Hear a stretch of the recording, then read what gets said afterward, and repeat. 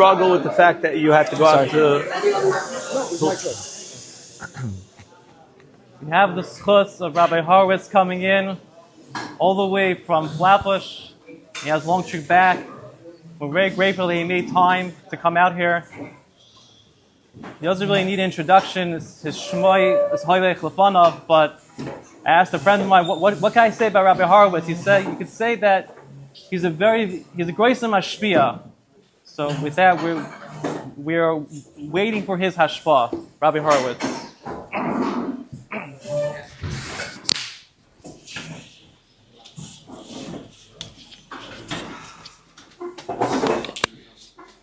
You guys are going to have to give me energy.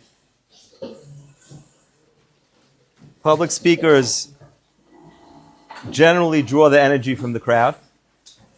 Halachas Kam V'Kam Thursday night. This is my 6th or 7th lecture this week. And today was a day of back-to-back meetings, including one on Zoom with a prospective client in the back of the Uber. So you're going to have to give me a little bit of a chiyas over here. Usually I get it, but if not, you're going to have to push back at me, ask me some good questions, give me a hard time, and then you'll watch me come alive. I have no idea what I want to speak about tonight, and Rabbi Hurt told me, just stand up there and see what comes to mind. When we were talking, he said that I have to keep my speech to 20 minutes. 25 minutes max. You guys are going to fall asleep. You're going to get bored easily. I said, I doubt that will happen. And then he gave me a story. He told me a story about a guy who was up here and half the place was asleep until he said something about losing $1 million by doing something stupid. I don't know if you remember the speech. Maybe you do. And he said, well, son, when he said something about the guy losing $1 million, everybody woke up and they were all excited. How did he lose $1 million? And what did he do? And how stupid was it? And was it something I'm thinking of doing? And maybe I shouldn't do it. And all you guys came alive. Well, I'll start off by saying that Baruch Hashem, I've never lost $1 million, and I hope not to make and lose $1 million. Baruch Hashem. So you could go to sleep right now because I'm not telling you how I lost $1 million. But maybe what I'll tell you instead is how Baruch Hashem I've made many of those. Right? How's that? Maybe I'll start off by telling you what a poor kid from Brooklyn with no college degree learned along the way to becoming, Baruch Hashem, a managing director in the Chairman's Club at Morgan Stanley, which means, Baruch Hashem, the highest level and ranked by Forbes number 5 this year in New York State in what I do. So the first thing is we have to acknowledge we're in a Besmedrash. I'm standing in front of the Sefer Torah, and everything is the Rebbeinu Shalom. Literally, my whole life is one big miracle beyond anything I could have ever imagined. People come to me all the time. They say, tell me how you got to where you got to. And I say, not by planning how to get there, because I have no idea how I got here. And sometimes I wake up in the morning, I say, I'm going to walk out my front door and I'm going to say, it's all a big sham. It's not even true. You don't really do what you do. You don't really are who you are. Be as it may, Siyat D'Shmai is beyond. I'll tell you an interesting story. It just popped into my head, but I'll tell it to you anyway. I made partner at my first Wall Street firm after 3 years. Up until that point, 7 years was the shortest time that anybody ever made partner. After 3 years, I had already reached the wealth threshold of the money I was managing to be a partner. So I did in 3 years what nobody had done in less than 7. And they asked me to stand up at a podium. And talk about Koichiv Oitzim Yadi. Right? How'd you do it, sir? So everybody was in the room. It was a big room. It was the partner's ball. The partner's ball is when anyone who makes partner in a year gets a briefcase worth, I'm not exaggerating, $5,000. I have a $5,000 briefcase somewhere in my basement. I'm such a Galatian, I will never use it because who on earth uses a $5,000 briefcase? Maybe when I go back to yeshiva and I become a Rebbe, I'm going to use it. But until then, it's sitting in the back. I got this gorgeous briefcase. They rented out the botanical gardens and we had a ball in this amazing, gorgeous place. And so 3 partners, newly minted partners, get to speak and I'm one of them, right? And the night before, I'm laying in my bed I'm thinking, Hashem Yishmereinu, what exactly am I going to tell these people? How am I going to describe Siyata Dishmaya to a bunch of Freie Yidden and Goyim? How am I supposed to get up there and say that in a way that they will understand it and that they won't say, oh, come on, seriously, you're so modest. So I was staring at my ceiling and the following came to me, okay? And I think I told the story one time before at an event in Rabbi Mansour's shul. It came to me the following. There's a little boy, his name is Timmy. And it's July 4th, and Timmy's father is a pyrotechnic engineer. He's a pyrotechnic engineer. He has put together the July 4th fireworks display that's going to go off in downtown Manhattan. Okay? And the crowds are waiting. Everybody's cheering. There's lights. There's cameras. Right? And then Timmy and his father walk up to the podium. And all he has to do is strike a match. Right? There's one little match over there. And his father strikes the match, puts it into Timmy's hand, and says, Timmy, light the fuse. And Timmy bends down and lights the fuse. And 2 seconds later, if you've ever seen it, it's unbelievable. Everybody's oohing and eyeing. The cameras are videoing. The helicopters are above. And Timmy's father grabs him and puts him on his shoulders and says, Timmy, you did it. Timmy, you did it. And Timmy's standing there going, I did it. I did it. And, right? And I'm telling this in front of the whole firm.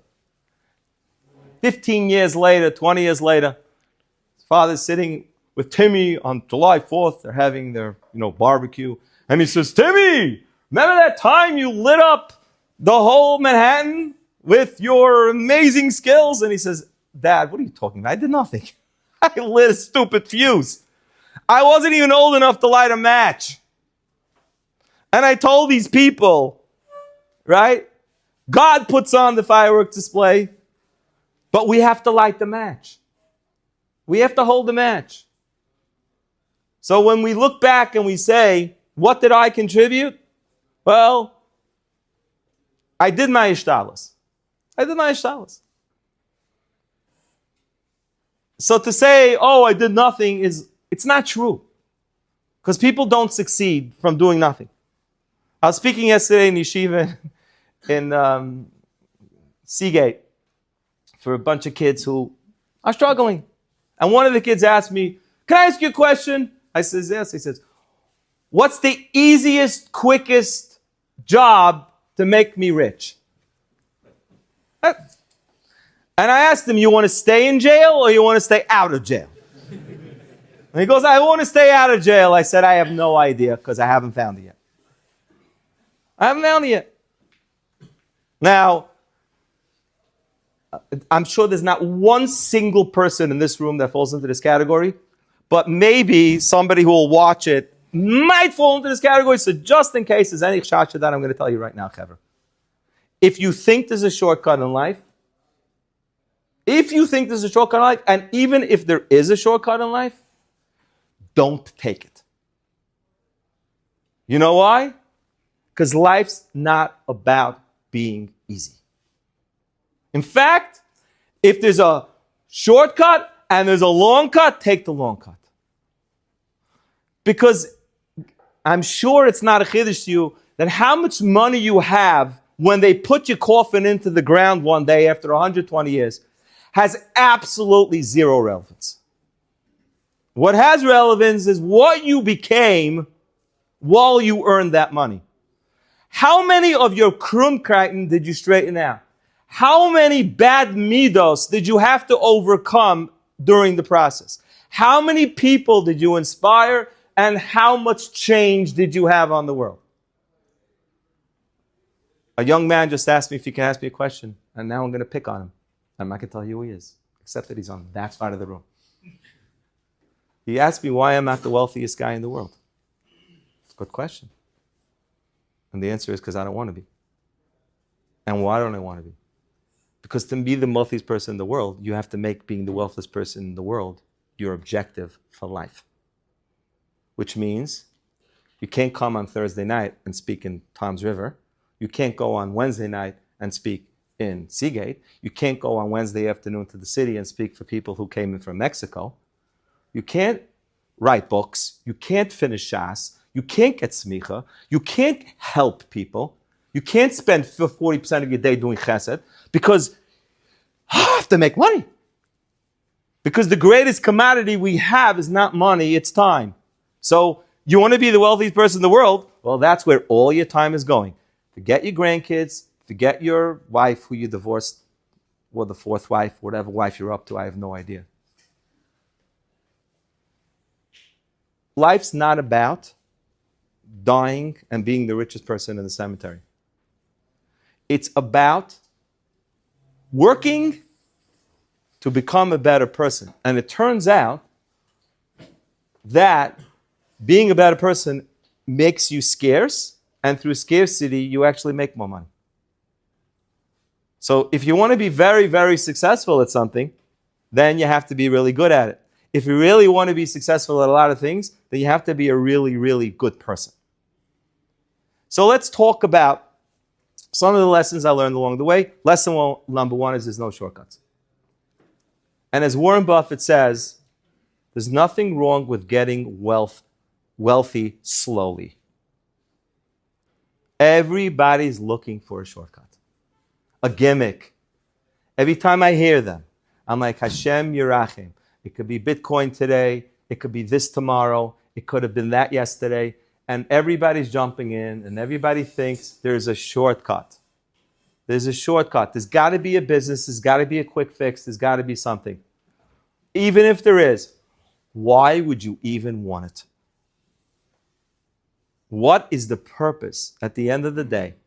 So you won the lottery, you have your $300 million, and now you're going to go the rest of your life and blow your whole life because you haven't developed yourself into a keli, into a vessel to be able to take that wealth and actually do something impactful and meaningful with it, let alone what it's going to do to your children. So lesson number one to me is I don't look for shortcuts, and I never look for shortcuts. And I don't look for the easy way out. I look for the best way out. Hard work, discipline, consistently. Lesson number two. When you leave this world, what is your most valuable asset? Anyone? What? Your asset that belongs to you. What is it? What? Your reputation. That's it. Your most valuable asset right now, Chevra, is your reputation. I'm just telling you right now. What? Noach. Exactly. Your reputation right now, I'm just telling you because a lot of you are young and you're just starting out. I'll tell you a story, okay? I worked for my father-in-law. I was working in a printing company when I started. I was learning half a day and I was working as a print salesman. And I was cold calling from the Yellow Pages. That's how I started.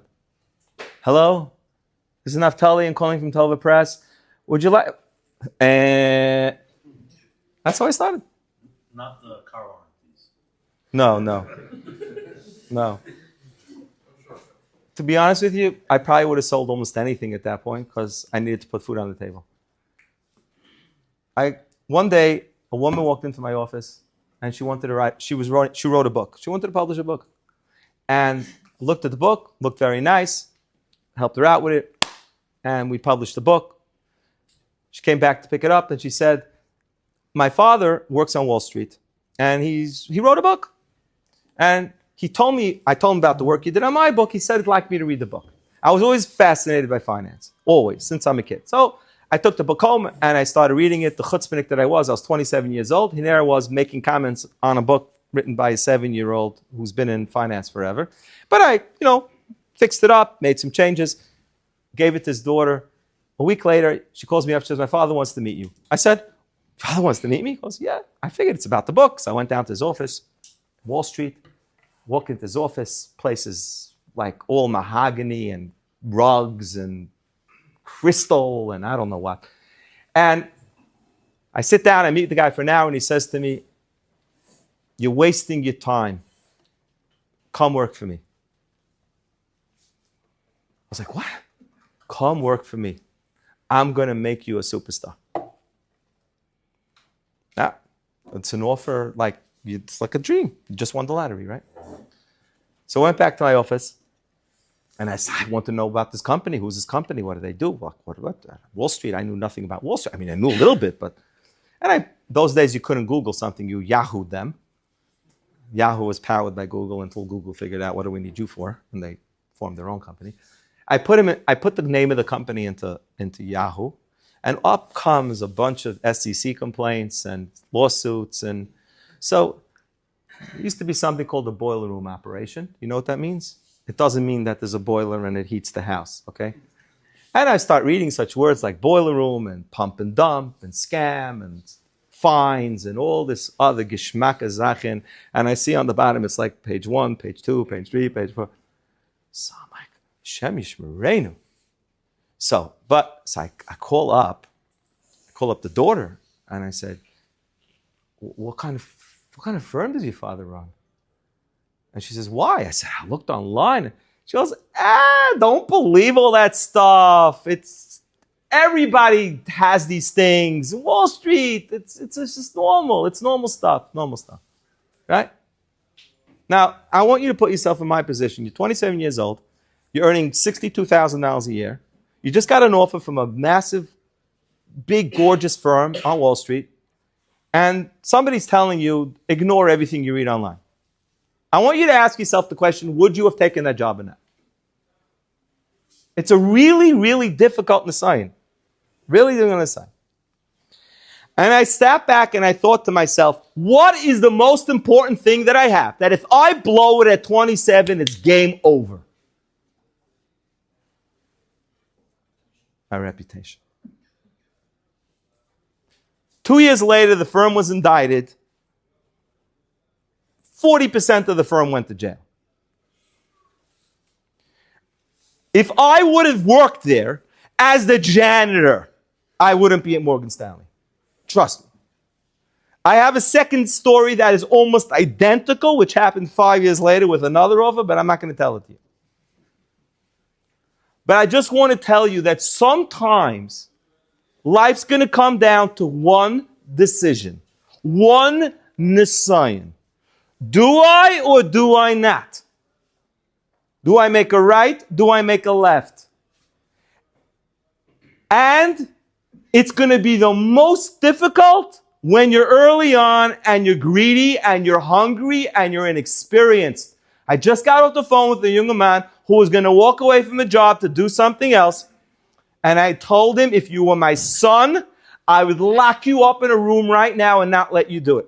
Because you're going to make the biggest mistake in the world because you're being driven by greed. And you don't see the long-term picture. So, one thing I'm going to tell you. Don't put your reputation on the line for all the money in the world. Especially when you're young and starting out and there's almost no chance of recovering.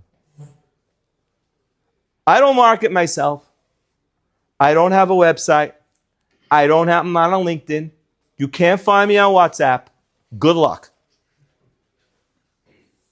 And believe ayin hara, my business grows 30 to 40% a year.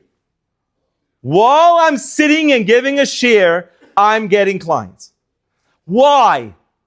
Reputation. And if a Yid, who's a Yir Shemayim, who knows that on Rosh Hashanah it was already decreed how much money you're going to earn this year. I told a client today, he's about to invest in a business. Wealthy guy. I said to him, he's not from, but I've already converted him. I said to him, Philip, let me ask you a question. The day you make that investment, how much are you going to be thinking about it? Oh, a lot. Because I know him. It's not about losing money. It's about him doing something that he later regrets. He has what's called regret aversion. Terrible regret aversion. I said, so you're going to constantly be worrying about whether or not you did the right thing, you didn't do the right thing. He goes, oh my gosh, yes, of course. But he says, but you know what? I can make a lot of money. I said, I got it. I understand that. I said, Philip, how much money you're going to earn this year has already been decreed on New Year's. I've told this to many times. I said, now it's a question of what do you want to do to get that money? You want to do something that's going to eat you up alive and have you losing sleep at night? Or you could say no to that and know that Hashem's sending you something else. So if we actually believe what we say, that you just simply have to ask yourself a simple question. Does the Rebbeinu Shalom need me to potentially get into something that he even has a 2% chance of coming back to blow me up in the face and destroying my reputation and hurting other people for me to earn what was already mezumim for me on Rosh Hashanah? Why on earth would I do that? It doesn't make any sense. So if us, Shomer Tayru Mitzvahs, Yirei Shemayim Bali B'Tachin, can't get that, how do we expect the rest of the world to do it? How could it be that we ever end up in a newspaper or on the front page of anything for doing anything that isn't 100% erlich, 100% straight down the line? I have a client, she's as Catholic as they come. She wears a tzelem the size that you could have hung him on. Be'emes. When I first met her, she'd interviewed a bunch of firms. I was at JP Morgan at the time, she interviewed UBS and Goldman Sachs, and I was number 3. The last thing you want to be is number 3 in the room, because it would be like 2 speakers from now getting up here and trying to get you guys not to fall asleep. I walked in, I knew right away, this is disaster. Right? Because I saw her, she was like, oh gosh, another guy. Now, they brought in these charts and all these colorful things, and they show you how much money they'll make you and how great the firm is and blah, blah, blah, blah. Right? So I walked into the room, I looked at her, and I was like, there's no chart coming out of my bag. Forget it. I sat back and I said, can I ask you a question? She says, absolutely. Is there anything I could possibly say now that would be of interest to you? And she laughed. She said, you know what? I'll ask you one question. Tell me why I should use you over the guys who were just in here. I said, that's a great question, but of course I can't answer that question because I wasn't in the room when they presented. But I said, I'll try to tell you something that potentially you didn't hear from them. And he said, tell me what? I said, I fear God. She goes, why should I care about that?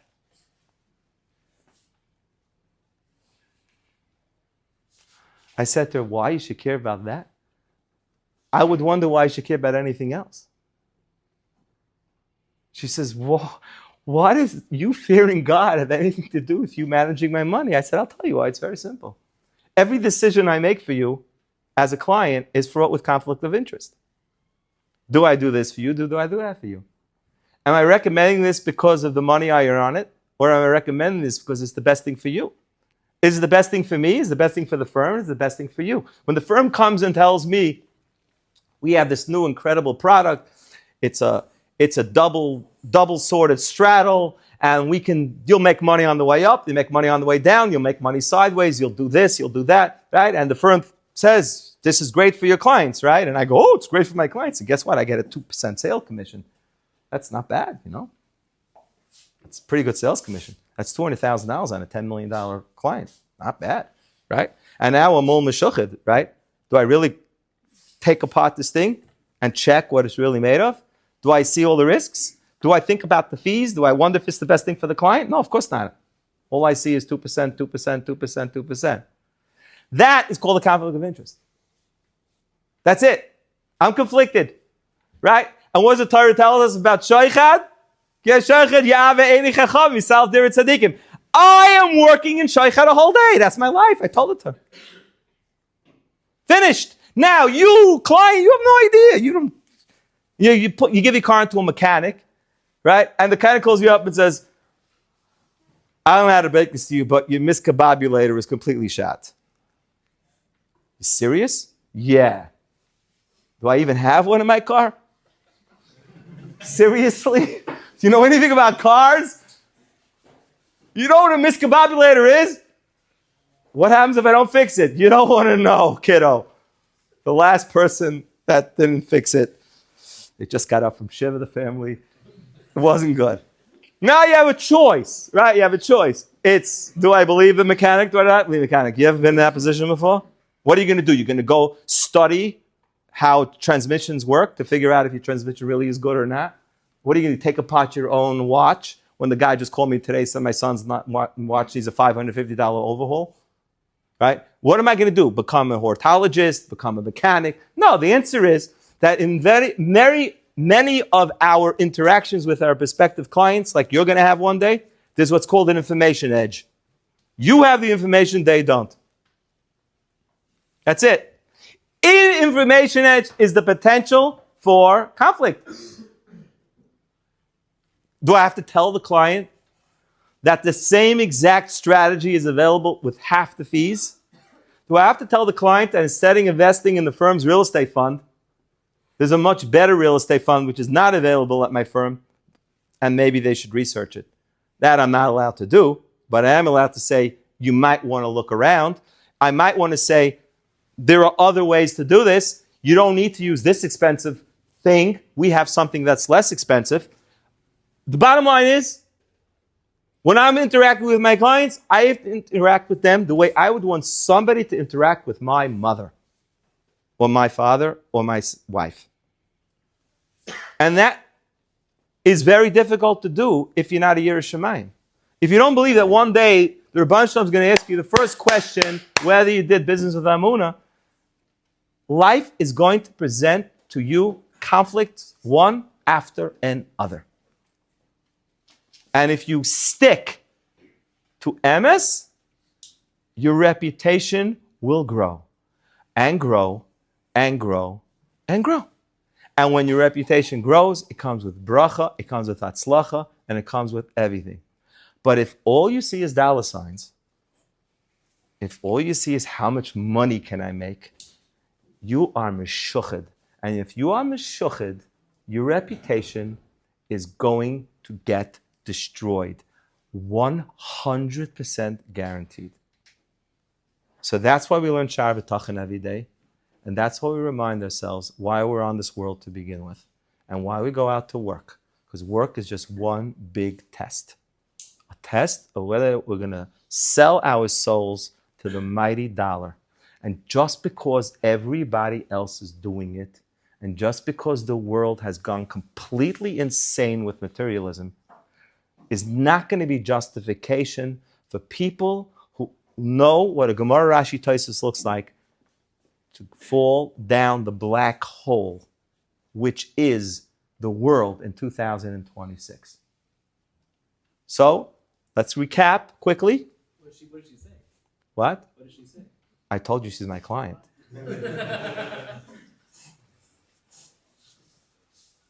It's true. But it's the truth. It's the way I've won almost all my clients. I had a person who, I'll give you a real story, okay? It's a crazy story. One of the crazy stories I've had on Wall Street. I went to meet a couple in Long Island, not Jewish. And there again, they had interviewed many firms, but I didn't know that. I walked into the meeting, and they presented me with their account statements, which is typical. They were at Merrill Lynch at the time. I was at JP Morgan.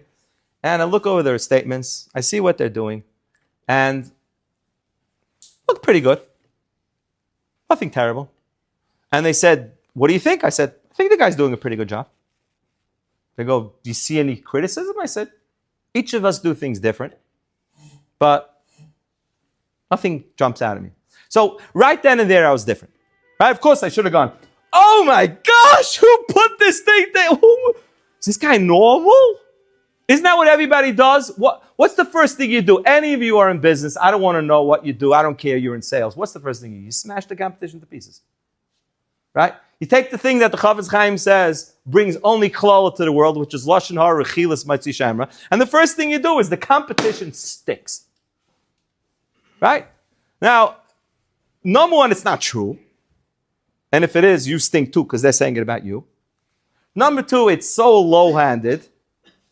And it stinks of I have no bitachon. So the only way to get you is to... So the first thing I did different, I found that after the fact, was that I didn't say anything negative about the other guy.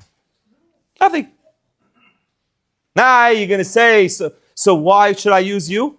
Well, the teretz is obviously there's something unhappy about them because nobody goes around shopping for a dentist if they're perfectly happy with a dentist. Sir, can you tell me what you would do different in my teeth? Any of you ever changed dentists for no reason? No one changes dentists. It's harder to change wealth managers than it is dentists.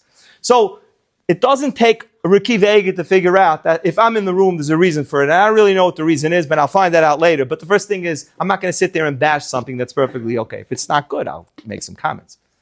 That wasn't how I won the client. I won the client a different way.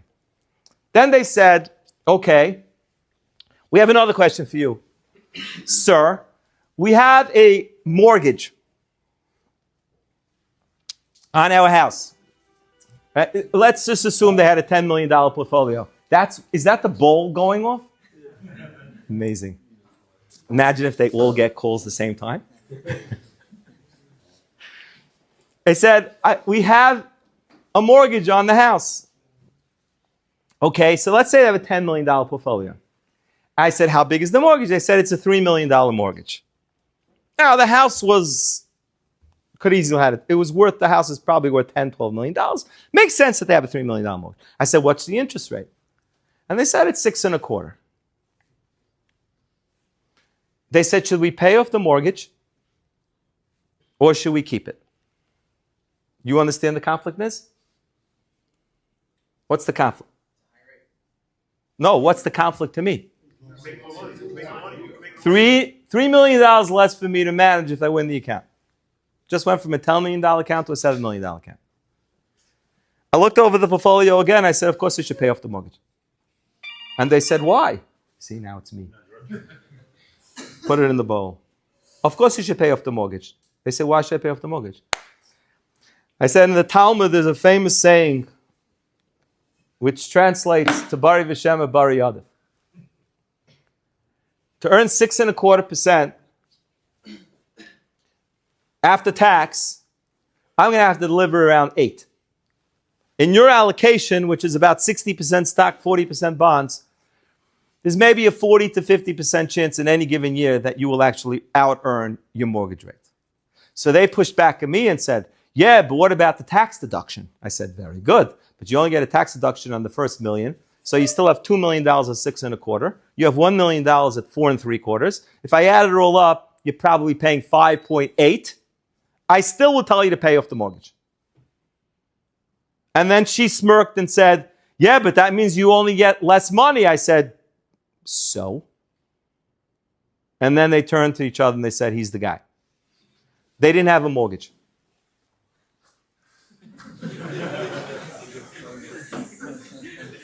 Their son is an accountant.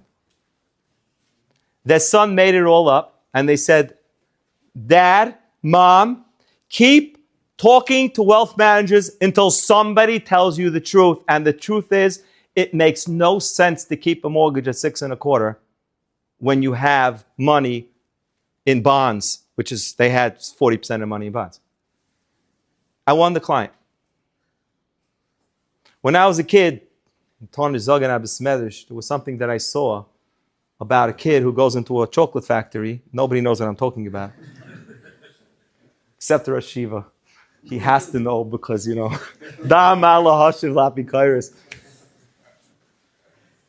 and it brought back the memory of that life is going to come down to these types of tests.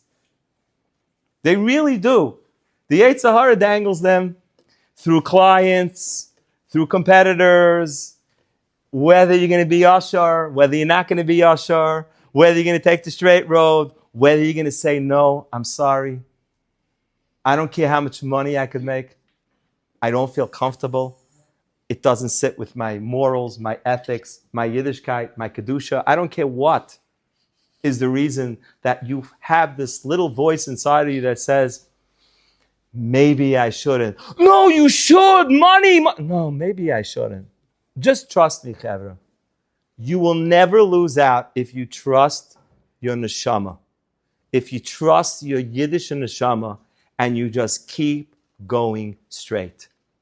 You will look back one day and you will be like Timmy. There will be an incredible display of fireworks, which is your life. Because there's two roads in this world. There's the Derech HaTeva road and there's the HOV lane. If you're in the Derech HaTeva, your life is running by cause and effect. And if you don't have a college degree, you don't become a partner at JP Morgan.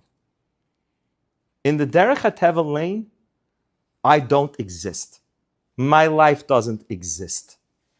Many people, Rosh Hashivas, big philanthropists will tell you the same thing. When they look back in their life, they say, I don't know how it happened.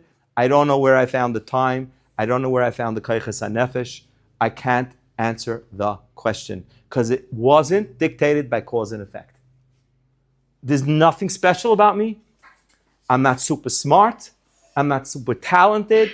I wasn't the kid in yeshiva who was most voted to take on the world. Not at all. So I obviously couldn't have happened through cause and effect.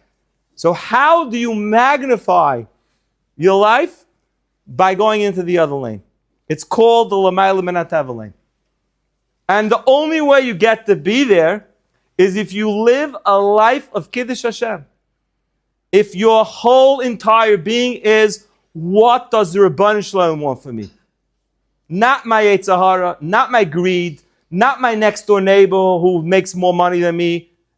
None of that. All I ask myself is, what does the Rebbeinu Shalom want for me to do right now? What? And if I don't have the answer, I go to my Rebbe. I go to my Rav.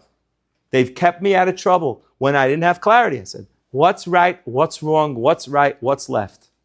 So, Chevra, you're going to be very matzliach. Be'ezus Hashem. You're going to do it in the HOV lane. You're not looking for shortcuts. You're preserving your reputation. And you're growing as people. And you're being Mekadosh Shem Shemayim. I guarantee you the results will be L'mayla Min HaTeva. Don't get stuck in traffic where everybody's honking at each other. Don't get stuck in the world of cause and effect. Because it's not enjoyable, it's not meaningful, and it doesn't lead to the same results. We have 15 minutes for questions.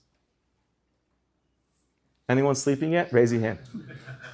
You can ask whatever you want, except about Bitcoin. How do you manage your flip phone? So this is my personal phone. I have a business issued Apple iPhone. So my business issued Apple iPhone only has business email on it. It can't have anything else.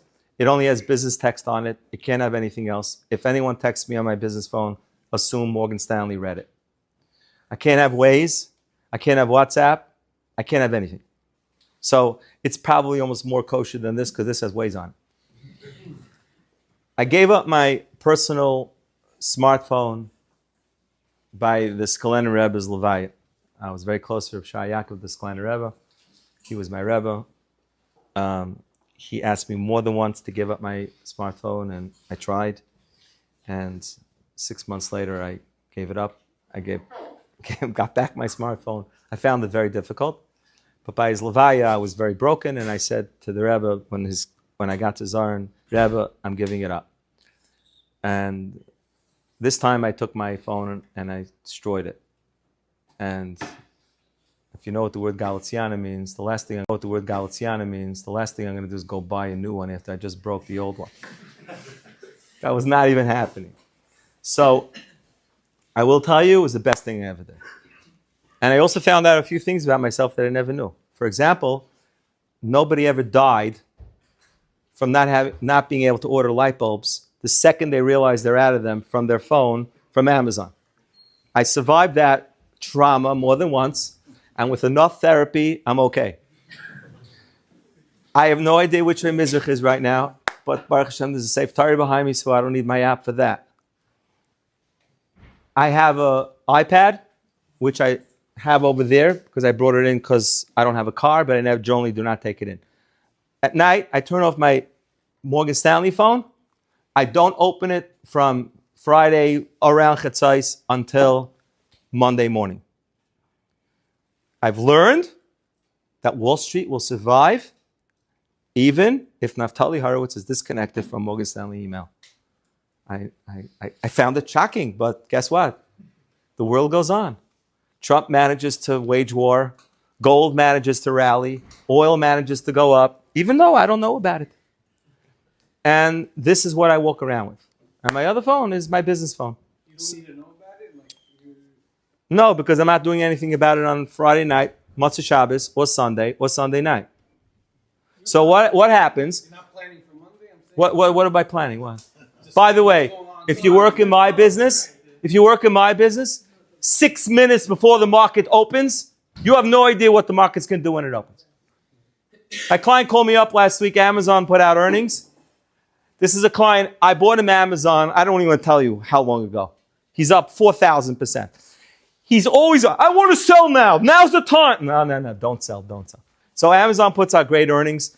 After market, the stock falls 4.5%. Guess what? I knew he was going to call. Calls me up. Oh, I told you should have sold. Now Amazon's down. I say, yeah.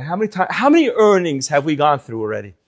He says, look at the aftermarket numbers. I said, I'll bet you lunch the Amazon opens tomorrow up. Impossible. I go, fine. Amazon opened up. He owes me lunch. Means nothing. It means nothing. Try and wake up in the morning and say, I think we have a deal with Iran. And the numbers are red and all of a sudden, shoo! Or 2 minutes before they open, some guy could get up and say, oh, I think that the Chinese came out with the greatest AI model in the world. Pooh! Market's down. What am I sitting there and thinking? What? It's ridiculous.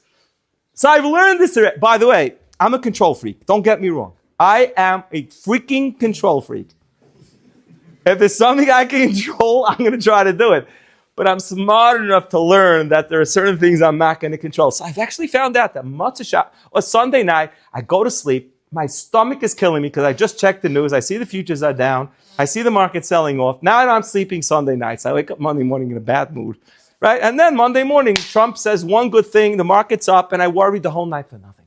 So what do you know? What? Great question. What do I know? If you know, you know.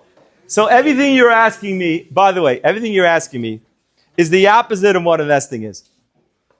It's the opposite of investing is. I own a stock personally. It's called NVIDIA. You probably never heard of it. And it doesn't start with an I. It starts with an N. Okay? Since the time I've owned NVIDIA, it's fallen 50% at least 4 times. At least 4 times. I bought more only a few days ago at 194 because everybody was selling it to buy AMD. And I'm like, you shaitim shaba'olam. But it's fine. I bought more. Okay? And I'm up not... What? What did you say? Nobody knows what AMD is, but they all know what NVIDIA is. You don't know what AMD is? Nobody does. AMD is Advanced Micro Devices. It's a great company, except that it's trading at 3 times the multiple of NVIDIA. But I'm not getting into stocks now. What's the point? The point I'm trying to make is, when any of you took a driving lesson? One of the rules in driving is what? Aim far. You can't drive looking at the street right in front of you because you're going to do this, right? Right? It's not the way you drive. But that's the way people invest. It makes no difference what Amazon's earnings are. It makes no difference what NVIDIA's earnings are this quarter or next quarter. What matters to me is NVIDIA 10 years from now, Amazon 10 years from now, Microsoft 10 years from now. You think there's anything I'm reading the Wall Street Journal today that's going to change my long-term outlook of NVIDIA or the S&P?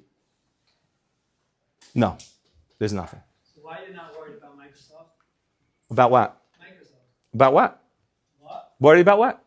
Why are they not going to wash down at some point, just like everybody else? When they start to deteriorate their business model, I worry about them. Their business model is, where do you see a world without Microsoft 5 years from now? Or 10 years from now? I'm not telling you to buy Microsoft, and I'm not telling it to the camera, because I'm not giving stock advice. But you find me companies like Amazon, Microsoft, that have their hands in every single pot that drives the digital economy.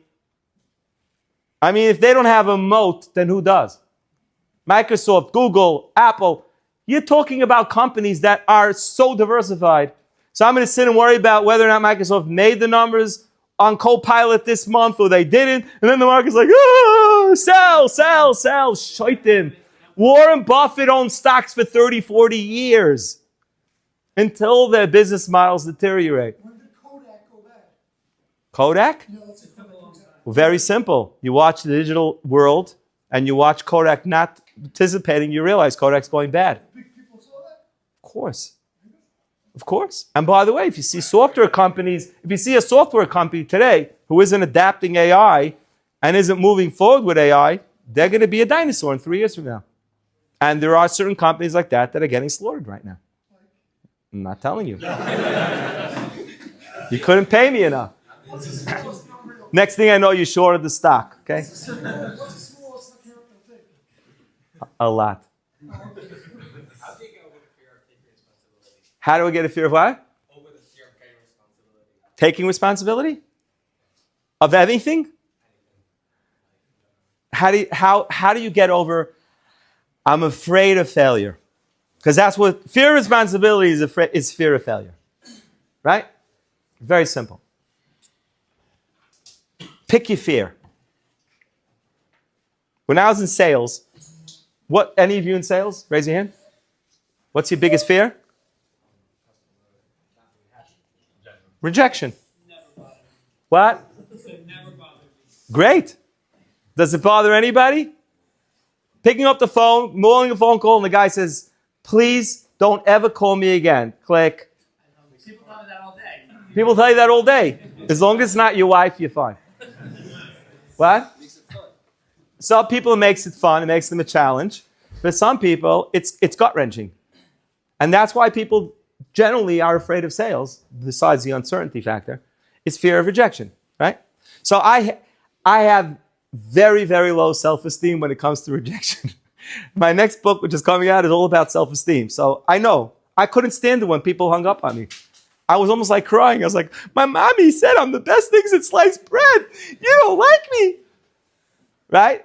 Now, if you live that way, I'm afraid to go out on a limb. I'm afraid to try a new project. I'm afraid to write a book. I'm afraid to stand up in front of a room of people because my pants might fall down and everybody might be talking about it tomorrow. You're exercising fear, right? And it's fear of rejection. It's fear of failure. Call it whatever you want. Sorry, boobies. Every single one of you has it. I don't know where you have it, but trust me. You know the game Where's Waldo? There's some place in your life where fear of failure or fear of rejection is holding you back. Period. So to me, I'm a numbers guy. Everything's about equations. So when I was in sales and I was making phone calls and I was getting hung up on and I was crying in the bathroom because I thought, forget it, I'm never going to amount to anything. I stopped and realized that I have a bigger fear than that. The fear of me not being able to pay my mortgage, me not being able to afford tuition, pay my credit cards, and looking back one day and saying, I was a failure. Right? So I realize it's one or the other. If I let fear of rejection, fear of responsibility, fear of going out on a limb dictate my life, the ultimate fear will come to fruition, which is that I will be a failure. Failing at a phone call is not the same thing as failing at life. So I put one fear next to the other. Fear of being poor, fear of and I said, which one am I going to live with? Because if you don't do this one, I tell my clients all the time, you hate the stock market. It's volatile. Right? You have a fear of volatility. Well, guess what? If you don't do that, inflation will eat you up alive. And inflation is what you should be more afraid of. And the only way to combat inflation is to buy stocks. So I try to put things across each other and say, if I don't learn how to publicly speak, if I don't know how to do sales, if I don't learn how to make cold calls, if I don't learn how to go out of my comfort zone, and I don't extend myself and expose myself to that fear, the ultimate fear, which is that I'm going to leave this world of failure, is going to come to fruition. So what I used to do is I had a sign on my desk. You know what it said? you will not die. Because I've done the research. You could check me. There has never been a person who died as a result of somebody hanging up the phone on them. Unless it was 911. No, I'm not going to die. So, is this thing worth it? Am I going to gain from it? Am I going to be a better person? I wrote a book. I was petrified. Is anybody going to read my stupid book? Is any publisher going to take it? You're putting yourself out on the line. You ever try to learn something brand new? Yeah? You're a Ben Torah. You went to yeshiva. Yeah, you went to yeshiva. You now learn Gemara, Rashi, Tosfos. You learned them brisk. You think you know your way around, right? And one day you walk into a shiur on something you know nothing about. Maybe it's Choshen Mishpat. Maybe it's Kabbalah. I don't care what it is. And you're sitting there in a room and you feel like a Baal Tshuva. You feel like a Baal Tshuva. You don't know what the words mean. You don't know how things fit together. Your mamish starting from Aleph Beis. And people are afraid of that. I don't want to go back to being an elementary school kid at this age. Try to learn something new at 30, 40, 50, 60. And that thing, you are having to expose yourself to potential failure and potential rejection or whatever it is. But if you don't do it, how did you grow? How did you become more? Failure, rejection. I told somebody, you want to go into sales? Very simple. Make believe somebody's paying you for every person that hangs up on you. Imagine, guy walks into his first day on the sales job, and guy gets hung up on one time after another, and he gives up. Right? Boss realizes, oh yeah, I made a mistake. The next guy that he hires takes him down to the parking lot. He says, you see that brand new Lexus over there? He goes, yeah. That belongs to the other sales guy. Really? Yes. Now, let's go up to his office. Goes up to his office, he says, tell him how many people hung up on you the first year that you were in sales. He goes, 90% of the people. So now the guy knows that from 90% of the people hanging up, this guy somehow has a brand new Lexus.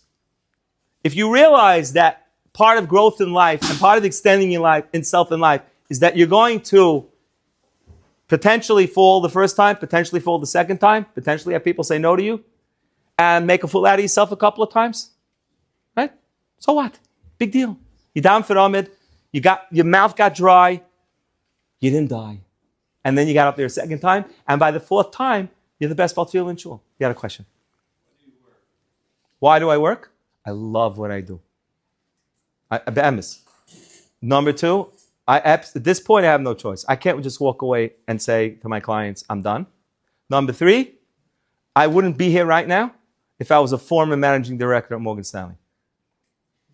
I'm being very serious now. I'm 100% serious. And I go to my Rav every year and I ask him the same question. Why do I have to work another year? And he goes, because I say so. And the day he says I don't have to, I know what I'm going to do with my life. But I work a lot less than you think I do. I haven't been inside my office in a year. I'm not kidding. I have two offices, one in Manhattan, one in Garden City. I don't go to them. I work from home. My home is what's called an AWL. You have a lot of workers under you that do the job? Yes, at this point, yes. But my job is to talk to clients. My job is to read research. My job is not to sit in an office that says Morgan Stanley on it. But I have chavrusas during the day. I do chesed during the day. But I manage my business. So I'm busy. I'm very, very busy. And one day, the time will be that I will not do it anymore. When was the last time you made a cold call? A cold call? A long time ago. By the way, I would do it right now. Who said it? You? Now I love it. You would understand how much I love it right now. By the time I was done cold calling, I was not afraid of what I went on from printing to commercial to what do you call it, corporate finance, where I was cold calling CFOs of public companies. At that point, it was like fun because I knew it's a chess match. I knew it was a competition. How do I get the person in the first 30 seconds? How do I get them to stay on the phone? How do I capture their attention? How? Being myself. Not reading from a script. Being natural. Because they have nothing against you. Nothing against you. They don't even know who you are. They're objecting to the whole concept of somebody calling them that they don't know. That's all. I had a guy, we ran out of time. I had a guy who was a great client of mine. I called him up the first time. He was nuts, absolutely nuts. I pick up the phone, I call the secretary, I say, I want to speak to Mr. So-and-so, because I looked up in the company, on the website. He gets on the phone, he goes, who the bleep are you? I said, I'm some Jewish kid who lives in Brooklyn. I have 4 kids, 3 kids. I work at a printing company, and I'd like to do some work for you. He goes, you have the audacity to call the CEO, tells me the name of the company, it was General Refrigermatics. He says, you think I have time to talk to you? I said, well, you're talking to me now. So, so he goes, are you crazy? I said, no, I'm not crazy. I just want to make a living. I said, let me ask you a question, Steve. How did you get to where you are? Didn't you have to do crazy things? He goes, sure did. I said, well, here I am, trying to be you. He goes, when do you want to meet? I'm not kidding. This was the conversation. I remember like it happened yesterday. If I had time, I'd tell you some of the things I learned from him. He's out of his mind. The point is, him? I don't know if he owns it because he's probably 95 by now. The point is, I don't know if you have a sense of humor, if you're normal, if you can hack around with your friends. All of a sudden you get on the phone, you're like, I'm sorry, is this a good time? No, it's a terrible time. Oh, okay, I'll call you back later. Is this a good time? I'm sorry for bothering you. What? You say me? Nebuch case. What's the big deal? He's a human being. You're not going to die. Talk to him. Try to get him to laugh. I called up a CEO of a company years ago when I was in corporate. And he answered the phone after I'm driving him crazy. He finally got him on the phone. It's the CFO. I said to him, listen, before you hang up on me, I just want to send you a proposal. If that proposal is not 50% less than what you're paying now, don't ever call me back again. I'll never call you back again. But if it is, they were located in Provo, Utah. The company's called Albertsons. You've probably never heard of it unless you're from the Midwest. I said, if it is, I want to fly down to your office and meet with you for 15 minutes. Can we have a deal on that? He goes, there's no way you're going to be 50% less. I said, fine. The next day, he got a FedEx. An hour later, he called me and goes, when could you be here? It was a deal. Deal's a deal. Right? And he became my client. It's called chutzpah. I think we all have it. And it works. If you're respectful and you're natural and you're forthcoming. If you're reading from a script, people ask me, what's your script? Could you give me a script? I go, no, I don't have a script. It's what I'm... Do you think I scripted this speech? Seriously? Do you think I had an idea what I'm going to talk about? Do you think I still remember what I talked about? Natural. Be natural in business. Be honest in business. Be yourself in business. And people will want to do business with you because people generally like people that are natural and normal. Okay? We're good? This cannot go on the internet. Zag event.